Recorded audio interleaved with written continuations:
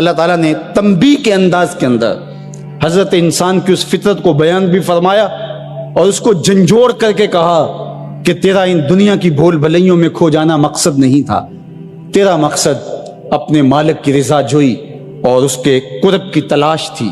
تو فرمایا بل توسرون الحیات الدنیا، تمہارا ترجیحی انداز کیا ہے کہ تم دنیا کی جیتی زندگی کو ترجیح دیتے ہو، والآخرۃ خیر وابقی، حالانکہ آخرت بہتر بھی ہے اور آخرت دائمی بھی ہے، نہ ختم ہونے والی زندگی ہے آخرت، کبھی ختم نہیں ہوگی۔ یہ دنیا جتنی بھی ہو، ایک آدمی 100 سال بھی زندگی پائے تو پھر بھی تو موت ہی ہے۔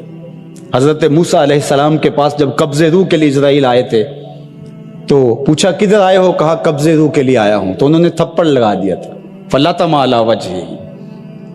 تو واپس چلے گئے تو کہا مالک ایک ایسے شخص کے پاس بھیجا جو مرنا ہی نہیں چاہتا، تو کہا پھر جا میرے بندے کے پاس اور اسے کہہ کہ ایک بیل کی پشت پہ ہاتھ رکھیے گا اور جتنے بال نیچے آئیں گے اتنی عمر بڑھا دیں گے۔ حاضر خدمت ہوئے، پوچھا کہ پھر دوبارہ آگے ہو؟ کہا کہ بس آپ کے عمر کے اضافے کا سندیسہ لے کر آیا ہوں، کسی بیل پہ ہاتھ رکھیے گا، جتنے بال نیچے آئیں گے اتنی عمر بڑھا دی جائے گی۔ تو بولے پھر کیا ہوگا؟ کہا پھر موت۔ کہا اگر پھر بھی ہے تو ابھی روح قبض کر، 100 سال بھی جئیں گے تو پھر بھی موت ہے، موت ہے ہنگامہ آرا کلزم خاموش میں، ڈوب جاتے ہیں سفینے موج کیا ہوش میں۔ اگر کسی نے ہمیشہ رہنا ہوتا اس ظاہری زندگی میں تو انبیاء کو موت نہ آتی، لیکن یہ ضابطہ ان پر بھی پورا ہوا۔ شہنشاہ، کج کلا بادشاہ، بڑے بڑے حکامات، دانشور، صحت مند افراد بھی آغوش موت میں اتر گئے۔ میں اور آپ ہوتے کیا ہیں؟ ہم تو ایک ایسا جرثومہ جو خوردبین سے بھی پورا دکھائی نہیں دیتا، اس نے پوری دنیا کو ہلا کے رکھ دیا۔ انسان ذرا دیکھ تو ہے کیا؟ وما یعلم جنود ربک الا ھو، اللہ کے لشکروں کو تو جانتا ہی نہیں ہے کہ اس کے لشکر کیسے ہیں۔ وہ لنگڑے مچھر سے نمرود کے تکبر کو خاک میں ملانا جانتا ہے، وہ ابابیلوں سے ہاتھی مروانا جانتا ہے، وہ کرونا وائرس سے پوری دنیا کا نظام معطل کرنا جانتا ہے، اس کے لیے کوئی مشکل نہیں ہے۔ والآخرۃ خیر وابقی، کہا آخرت بہتر بھی ہے، دائمی بھی ہے۔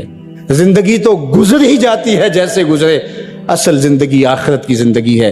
خندق کھودتے صحابہ پر پیار آیا تو یہی کہا اللہ زندگی وہی ہے جو آخرت کی زندگی ہے، میرے انصار کو بھی بخش دے، میرے مہاجروں کو بھی بخش دے۔ یہ زندگی اچھی بنا لیں، میں نہیں آپ کو روکتا، گھر بھی اچھا بنا لیں، گاڑی بھی آپ کے پاس اچھی ہونی چاہیے، اچھا کھائیں اچھا پہنے، بالکل نہیں روکتا، شریعت بھی منع نہیں کرتی، لیکن یہ چیزیں اگر آخرت کے سودے پر ہوں، آخرت کو برباد کر کے حاصل کی جائے تو یہ خسارے کا سودا ہے۔ اور اگر آخرت کا کچھ نہیں بگڑتا اور دنیا کی زندگی بھی سنورتی ہے تو یہ راستے ملتے ہیں، ہمارا دین ہمیں راستہ دیتا ہے۔ تو آئیے یہ جہاں بھی سوار لیجئے، وہ جہاں بھی سوار لیجئے، میں اور آپ ایک ایک سانس اللہ کے لیے، اس کے رسول کے لیے بسر کریں۔ ہم جئیں تو اس کے لیے، ہم مرے تو اس کے لیے۔ اللہ ہم کو دنیا آخرت کی بلائیاں نصیب فرمائے۔ انسانی فطرت ہے کہ وہ بھاگتا ہے نفع کی طرف، اور دنیا کی زندگی اس کے لیے ایک میٹھا خواب ہے، حلم کہا گیا، میٹھا خواب، اور وہ بھول جاتا ہے کہ یہ سب کچھ ٹوٹ کے بکھر جانے والی چیزیں اور سب کچھ یہاں رہ جانے والا ہے۔ دنیا اس کو میٹھی لگتی ہے، دل آویز لگتی ہے، اور اس دل آویزی میں اتنا کھو جاتا ہے کہ وہ اپنے مقصد زندگی سے منحرف ہو جاتا ہے۔ جو اس کا مقصود حیات تھا، جس کے لیے اس کی تخلیق ہوئی ہے، اس سے وہ پھر جاتا ہے۔ جب کسان ہل چلاتا ہے اور فصل پکتی ہے تو چڑیاں آ کے اس فصل کو چگ جاتی ہیں، کچھ دانے اٹھا کے لے جاتی ہیں۔ تو روایت میں آتا ہے کہ وہ اٹھائے ہوئے جو دانے چڑیاں لے گئی ہیں، اللہ ان کو بھی اس کسان کے نامہ اعمال میں صدقے کے ثواب میں لکھتا ہے۔ تو یہ دین ہے ہمارا۔ ما وعدہ فی امرا فیا صدقہ، جو تم کمائی بیوی کو لا کے دیتے ہو، اس کے منہ میں رکھتے ہو، برگر کھلاتے ہو، تو بیوی کو جا کے تم جو چیز کھلاتے ہو لا کے، اور اس سے وہ خوش ہوتی ہے اور تمہیں بھی اس سے مسرت ہوتی ہے، تو فرمایا کہ وہ جو تم نے کمائی کر کے لقمہ لا کے بیوی کے منہ میں دیا اور وہ خوش ہوئی، تو فرمایا تمہارا وہ بھی نامہ اعمال میں صدقے کے کھاتے میں لکھا جائے گا۔ تمہارا دین تو کتنا آسان دین ہے، تمہارا دین تو اتنا اچھا دین ہے۔ صرف یہ ہے کہ نیت کے فرق سے میں نے کہا چور اور چوکیدار بنتا ہے، اس نیت کے قبلے کو درست کرنا ہے، اس لیے اس کو ثلث دین کہا گیا ہے، انما الاعمال بالنیات۔ تو ہم اس کے لیے جیتے ہیں. میری زندگی کا مقصد تیرے دین کی سرفرازی, میں اسی لیے مسلمان, میں اسی لیے نمازی, بات ختم. ہم بس اسی کے لیے جی رہے ہیں, اسی کا حکم ہے. اپنی اولاد کی اچھی تربیت کرو, ان کو دین کے سپاہی بنانا ہے, اس کو اللہ کے مطیع اور فرما بردار بندے بنانا ہے.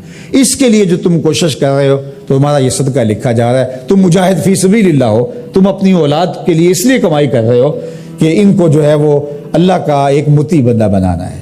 تم اپنے ہمسایوں کے ساتھ اس لیے سلوک کر رہے ہو کہ ہمسائے اور اللہ رسول کا حکم ہے اور میں نے ہمسایوں کے ساتھ اچھا سلوک کرنا ہے.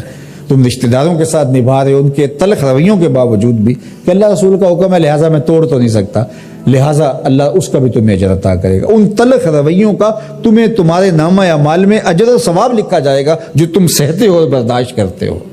تم سردی سہتے ہو, تم گرمی سہتے ہو, تم مشکلیں سہتے ہو, تو یہ ساری تمہارا دین ہے.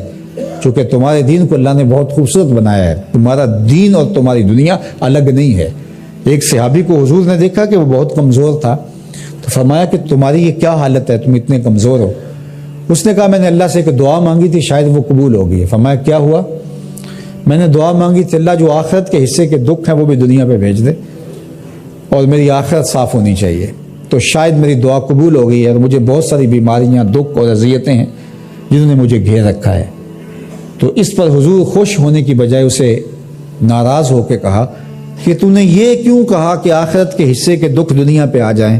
تو نے یہ کیوں نہیں کہا ربنا آتنا فی الدنیا حسنۃ وفی الآخرۃ حسنہ, اللہ مجھے اس جہان میں بہتریاں دے دے, اس جہان میں بہتریاں دے دے. تو یہ زندگی اچھی جئیں, اچھی سواری, اچھی بیوی اور کشادہ مکان انسان کی خوش قسمتی سے, مسلمان کی, مومن کی خوش قسمتی سے بتایا گیا ہے.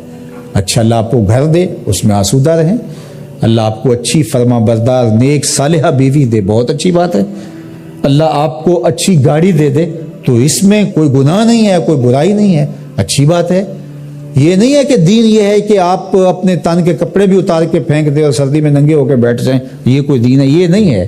ہمارا دین کیا ہے؟ تمہاری نیت کا قبلہ درست ہو. تمہیں جو ملتا ہے تھوڑا ہے یا زیادہ اس پہ تم راضی ہو. تھوڑا ملے تو پھر بھی مالک تیری مرضی میں اس پہ راضی ہوں, اور زیادہ ملے مالک میں تیری مرضی پہ اور تیری عطا پہ راضی ہوں. تھوڑا ملے تو صبر کرے, زیادہ ملے تو بانٹنا شروع کر دے, بات ختم ہو گئی. اور کاروبار کرے تو اللہ کی رضا کے لیے جائے, اور بچوں کو ایک اچھی تربیت کی نیت سے گھر سے نکلتا ہے. حتیٰ کہ جو کاروبار کرتے ہوئے مشقتیں آتی ہیں, ٹینشنیں آتی ہیں, پریشانیاں آتی ہیں, جھٹکے لگتے ہیں انسان کو, گاہک کے رویے کی وجہ سے کسی نے ادھار لے لیا, وہ پیسے نہیں دے رہا, بار بار اس کو کہنا پڑتا ہے, اس کے سخت اور تلخ رویے ہیں. یہ جو جھٹکے اور تکلیفیں اور جو ٹینشنیں آتی ہیں, اس تاجر کو اللہ کی جانب سے اس کا بھی ثواب عطا کیا جاتا ہے. تو یہ کتنی کرم نوازی ہے اس کی, اور کتنی رحمت ہے اس کی جو اللہ تعالیٰ نے اہل ایمان پہ رکھی.